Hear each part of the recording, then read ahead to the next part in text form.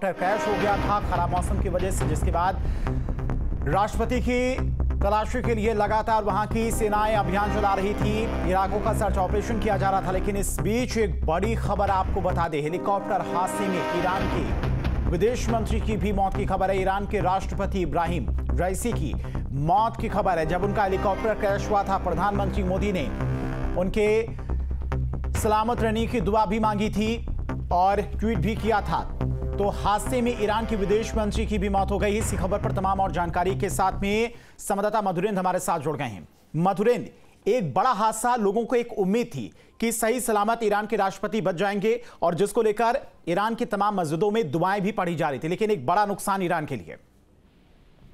देखिए, बिल्कुल ऐसे वक्त पर बड़ा नुकसान जब रईसी की जरूरत ईरान को थी और ईरान को एक बार ट्रैक पे लाने में रईसी की बड़ी भूमिका देखी जा रही थी। लेकिन ये हादसा अपने आप में ईरान को हिला देने के लिए काफी है, क्योंकि हेलीकॉप्टर तक अभी कौन फाइंड नहीं हो पाया है, कहाँ पर हेलीकॉप्टर गिरा है, उसको ट्रैक कर पाने में भी देखिए कितनी मुश्किलें आ रही हैं। खासतौर पर इस वक्त की स्थिति है कि साइट ऑफ इंसिडेंस को जीरो डाउन करने में अभी तक एजेंसीज को कामयाबी मिली है। लेकिन अभी तक के हालात में देखें तो उनके विदेश मंत्री, चाहे आमिर अब्दुल्लाहियान की बात करें या फिर प्रेसिडेंट रईसी की बात करें, दोनों ही उसी हेलीकॉप्टर में थे जो क्रैश किया और हार्ड लैंडिंग के बाद क्रैश बताया जा रहा था।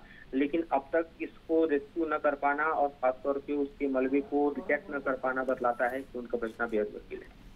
ठीक है मधुरेंद्र, बहुत बहुत शुक्रिया आपका तमाम सारी जानकारी के लिए। तो ये बड़ा हादसा, बड़ी क्षति ईरान के लिए। जिस तरह से लगातार ईरान के डेवलपमेंट के लिए राष्ट्रपति इब्राहिम काम कर रहे थे, हालांकि बीच में इजराइल के साथ उनका कॉन्फ्लिक्ट भी देखने को मिला, लेकिन इस बीच ईरान को एक बहुत बड़ा नुकसान हुआ है। हेलीकॉप्टर हादसे में ईरान के विदेश मंत्री की भी मौत की खबर है। ईरान के राष्ट्रपति इब्राहिम रईसी की मौत की खबर है। जब उनका हेलीकॉप्टर क्रैश हुआ था, प्रधानमंत्री मोदी ने उनके सलामत रहने की दुआ भी मांगी थी और ट्वीट भी किया था।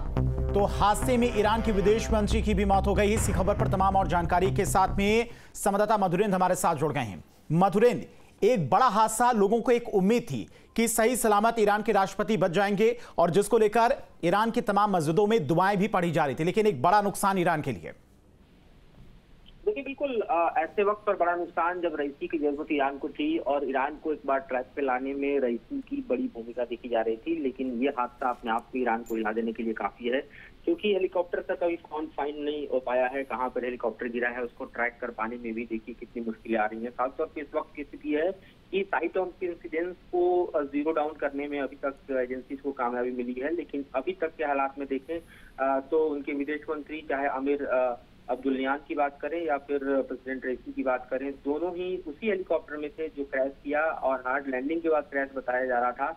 लेकिन अब तक इसको रेस्क्यू न कर पाना और खासतौर पे उसके मलबे को डिटेक्ट न कर पाना बतलाता है कि उनका बचना बेहद मुश्किल है। ठीक है मधुरेंद्र, बहुत बहुत शुक्रिया आपका तमाम सारी जानकारी के लिए। तो ये बड़ा हादसा, बड़ी क्षति ईरान के लिए। जिस तरह से लगातार ईरान के डेवलपमेंट के लिए राष्ट्रपति इब्राहिम काम कर रहे थे, हालांकि बीच में इजराइल के साथ उनका कॉन्फ्लिक्ट भी देखने को मिला, लेकिन इस बीच ईरान को एक बहुत बड़ा नुकसान हुआ है।